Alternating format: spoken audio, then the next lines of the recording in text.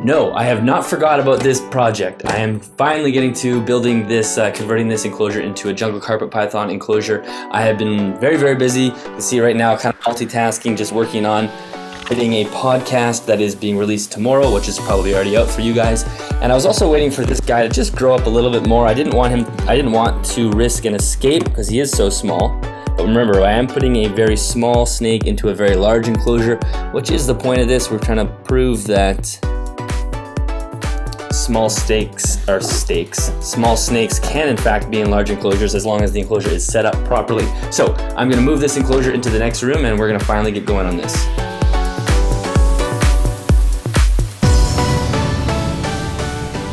That thing's not that light.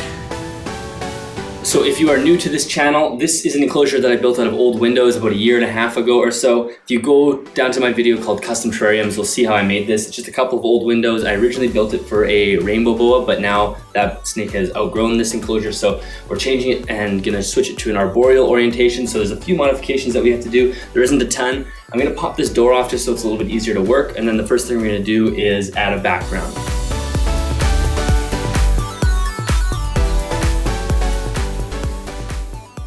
So for background, I just went with vinyl tile, and luckily the guy at Home Depot actually let me only buy 3 tiles. The entire box I think was well over $100, and I said I only needed 3, and he let me open the box and take 3, which was great. They pretty much fit perfectly. They are a little bit long, so I need to trim about 3 inches off each side. Just the X-Acto blade works fine. So I did that with all 3, and then they're gonna be silicone down.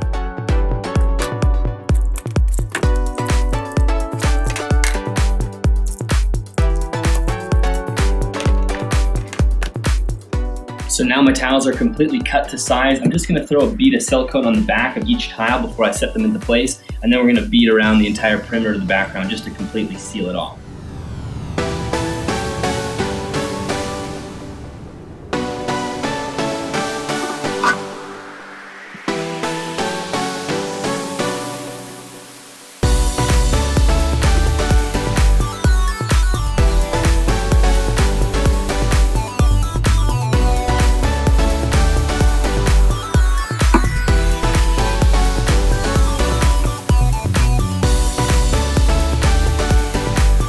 So it's been about 40 minutes. The silicone's definitely dry enough to continue working.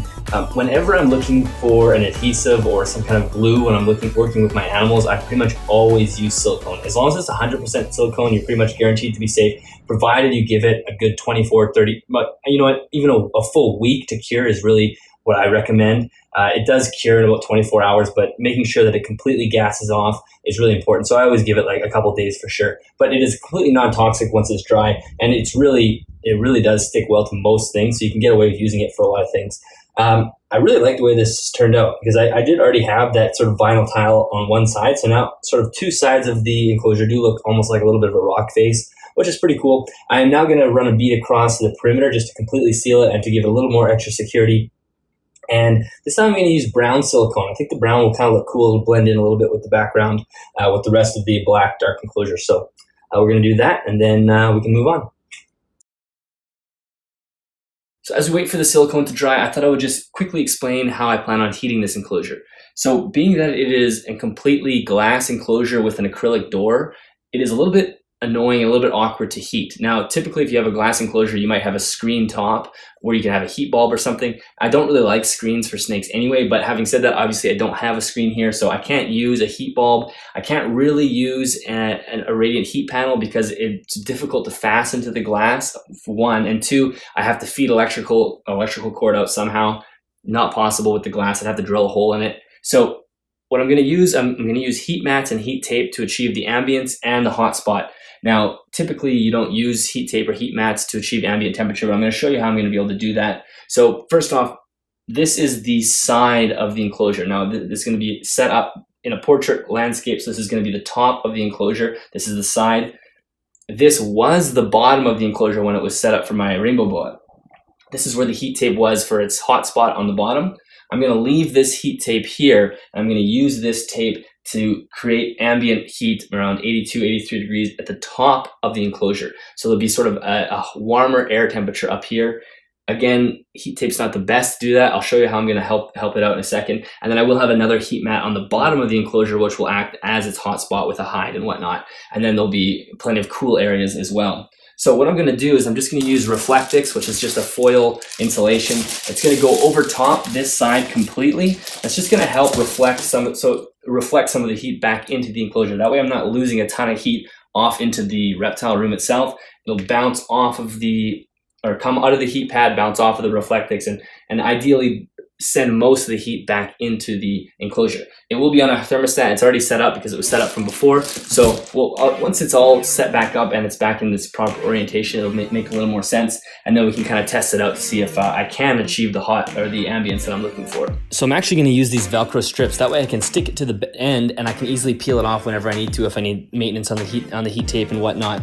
Yes, this is going to be a bit of an eyesore, but this side doesn't face into the reptile room. It's kind of into a corner, so I'm not too worried about it.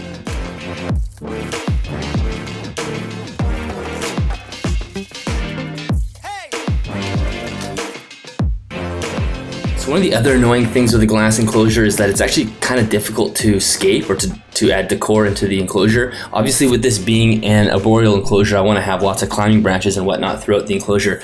And with the glass sides, it's difficult to fasten things into place. If you watch the video called Boa Renovations, you'll see how I actually bolt climbing branches to the wood sides of the enclosure, and they're actually removable as well. I'm not going to be able to do that with this enclosure, obviously, so I think I'm going to actually fix them in place by using silicone and foam. One of the commenters in the last video that I made actually suggested foam, and I think it's a great idea, so I'm going to do that. And if you watch Serpa Design at all, he has some really nice DIY backgrounds and whatnot where he uses great foam or great stuff foam to secure things in. We're going to try that. I'm going to kind of copy him. Definitely go check out his videos for a proper way to do that, but I'm just going to use this to actually fasten branches into place. So hopefully it works out. The frustrating thing is if I have to clean it, they're going to be stuck in one place. So I'm going to have to figure out that, but let's see what happens. The first thing I'm going to do is actually silicone branches into place.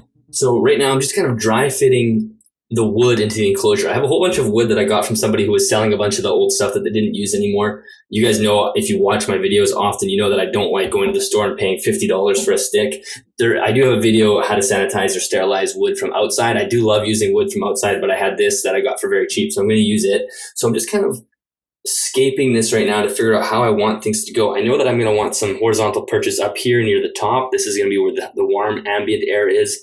And I like to have perches kind of moving down. So I think I'm just going to kind of wing it. There's not a ton I can do besides just guessing to make sure things are going to work. And then we'll go from there. I think I'd like to have at least one shelf or hide type thing at the top of the enclosure. And like I said, we're just going to start gluing things down and hopefully it works. If it doesn't, I'll have to cut them off and retry again.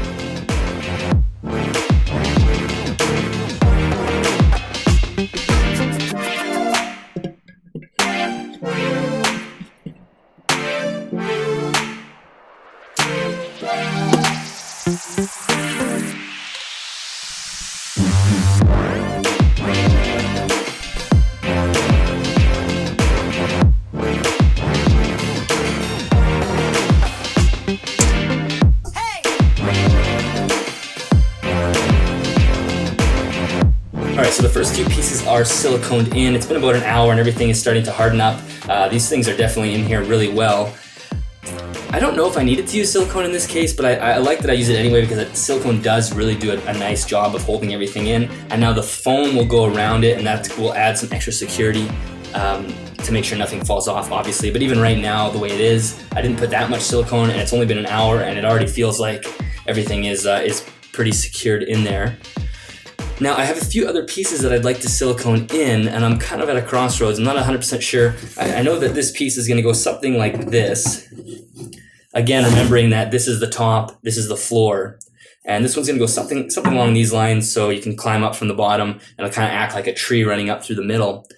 I'm just not sure if I should silicone this piece in now or if I should foam these pieces first and then add this second. It's kind of tricky because I know once I do add the foam in, it expands so much I'm going to have to cut away a lot of it and then I'm kind of creating some small tricky areas for myself. So I'm going to spend some time thinking and then I guess the next thing you see is the decision I made. Alright, so I'm just going to go ahead and silicone this piece in. I'll figure out the foam later. My only worry with the foam is certain areas like in here, getting a blade in there to cut some stuff away is going to be a little bit tricky, but whatever. I'm just too excited to see how it's going to look, so I just want to get it going. So again, I'm just going to add a few dabs of silicone just wherever this stick is touching any of the walls or this wood structure here, just to give it a little bit more structure, just to make sure everything stays in place, and then the foam is going to go around it and hold everything in.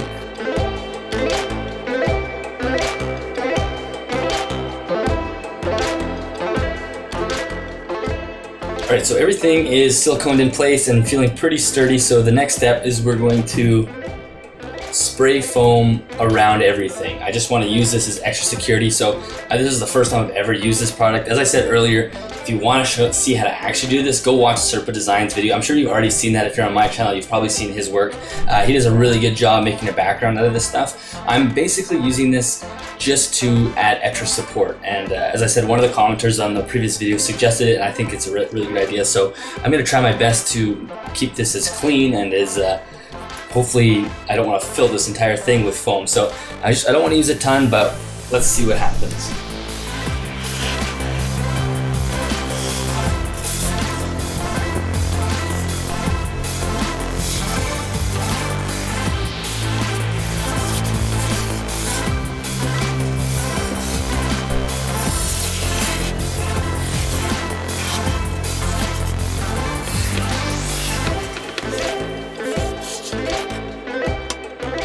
So this foam stuff actually worked really well. So I'm pretty satisfied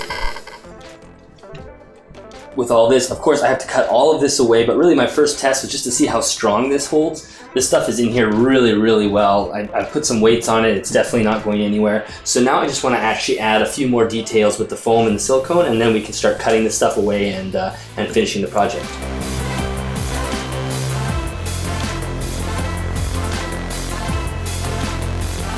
So the last thing I'm going to permanently fix into this enclosure is this Cork Round. I had this was about twice the size, but I cut it in half. I'm actually just going to stick it right here, so it'll be kind of another hide that's elevated off the ground. Now it's going to be kind of a pain to clean, but I can get my hand in and clean it, so it shouldn't be that big of a deal.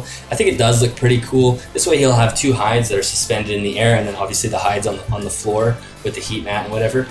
It's actually been quite difficult scaping this enclosure. Just because it's laying on its back, for some reason I'm having a lot of trouble picturing what it's going to look like when I stand it up vertically.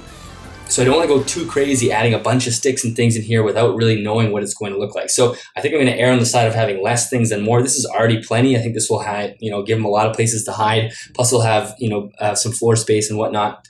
And then, so once this is all dry, we'll finish foaming the new areas, and then I'll cut out the foam. I've already started cutting out some of the foam down here, and then we'll paint the foam, and then we can flip it up and see how I did. Hopefully it looks okay.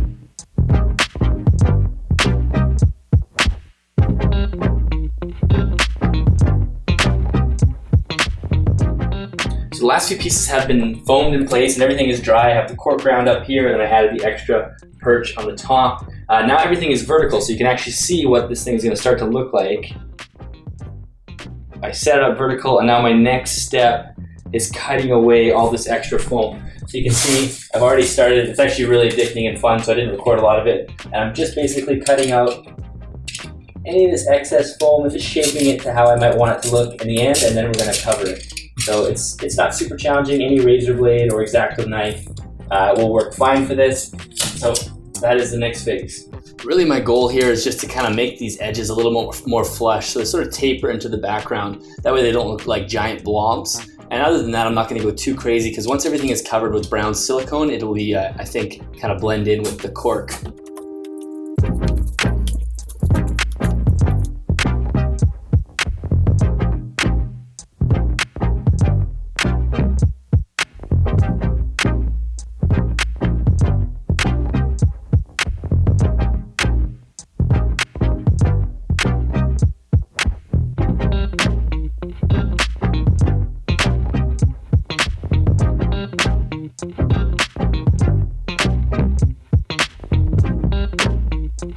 All right, so all the excess foam has been completely carved off. I've kind of just tapered everything off to an edge and made everything look a little bit less blobby. It was a little bit time consuming and a little bit tedious, but now it is done. So the next step is painting it with the brown silicone, and then we're gonna dust it with some cocoa fiber, and that should just sort of blend everything in. And again, if you wanna watch the actual video how to do this, go check out Serpent Design. Tanner does a great job of a DIY foam background. I'm kind of just copying his method. So definitely go check his video out to see how to do it properly. And I'm just gonna kind of go simply here. I'm not making a background, so we're just gonna use that method to hide the exposed foam.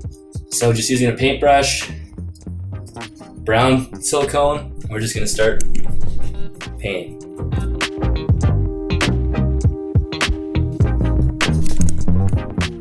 Just gonna go kind of one area at a time to avoid the silicone from getting too dry before we throw the cocoa fiber on it.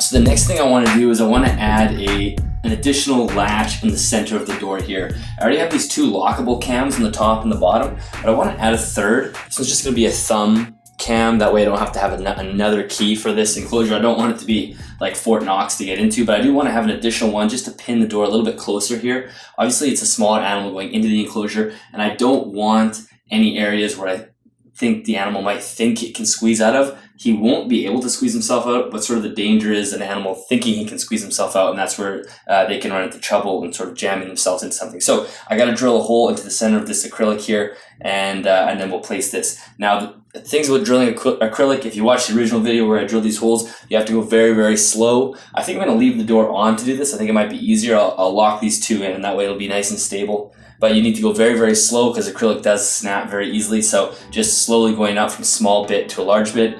Unfortunate thing for me is I do not have a bit that's this wide, so I do have to use kind of sandpaper to finish off the last phase, which is a little bit annoying. It does create a lot of dust, but anyway, let's do it.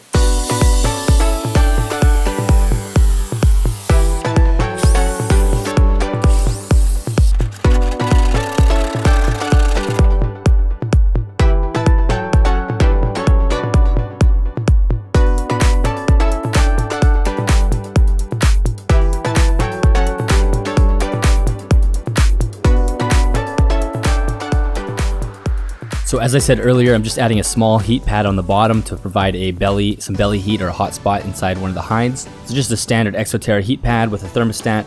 And then I always use these furniture coasters on the bottom. These are perfect for one, making the enclosure easier to slide around if I ever need to move it, but two, it provides an air gap underneath the enclosure, which is really important just for fire hazard wise. And then the other thing is it actually provides room for the thermostat probe that's in between the enclosure and the heat mat. So for the bottom layer of substrate, I use coconut husk, and then I actually also use cocoa fiber, and I stuff that into the cork rounds. That way, if the snake defecates or pees inside the cork rounds, I can actually just use a vacuum cleaner and suck out the substrate to avoid it from seeping into the cork rounds.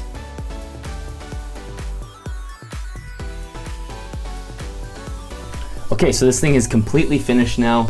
I'm very happy with the way it's turned out. I'm still waiting. I think it's been about 5 days since I've actually had fresh silicone in the enclosure. I'm still smelling a tiny bit of vinegar smell, so I always get paranoid when I have this sort of thing. So I'll give it a couple more days before I add the animal in. Temperatures and everything is balancing out really, really well. I did add a heat mat on top in that back corner next to the heat mat. If you remember, there's the heat tape on the side, so now I do have a heat mat on top as well. They're both running on a thermostat, and that's it's working perfectly. The upper layer of this enclosure is anywhere between like 82 and 83 degrees. There's a few hot spots up here. The perches are nice and warm. This cork round gets to about 80, 81 degrees in the day. And then of course, down here we have another hot spot at 85, and then there's plenty of cool places. There's a cool hide down here, a cool hide here, and it just ended up working out really well. So I couldn't be more happy with the sort of the way the parameters are settling in. Humidity has given me a little bit of an issue. If I have this door closed for several hours, it'll kind of bump up to about 45 to 50%, which is kind of within the range that I want. It is a little bit dry here still. We're still kind of getting out of winter. So in the summer, I won't have a humidity issue at all. So in the next couple weeks, I still may have to miss the substrate just a little bit to add a little bit of moisture to the terrarium, but otherwise everything else is working really well. One thing that I know I always get asked on with this enclosure is ventilation. People think that with this door, that must mean that eventually the snake's going to consume all the oxygen and then suffocate.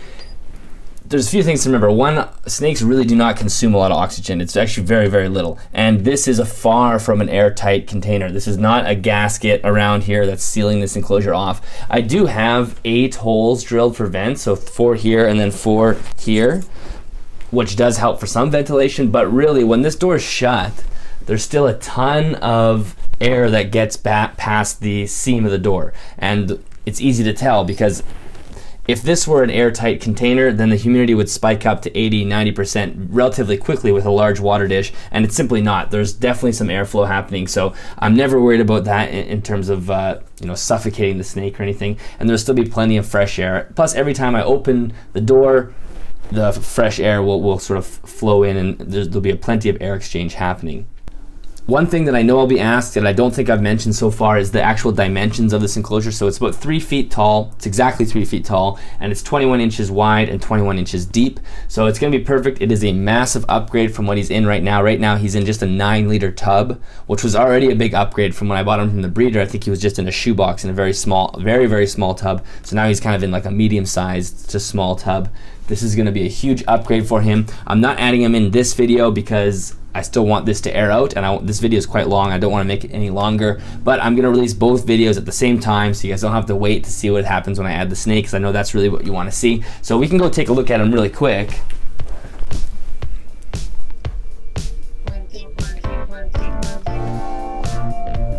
Luckily he's right in the front, so he's easy to see. You can still see he's quite small. I think he's only about 70 grams at this point, so he's a very small guy. His colors are really starting to look good.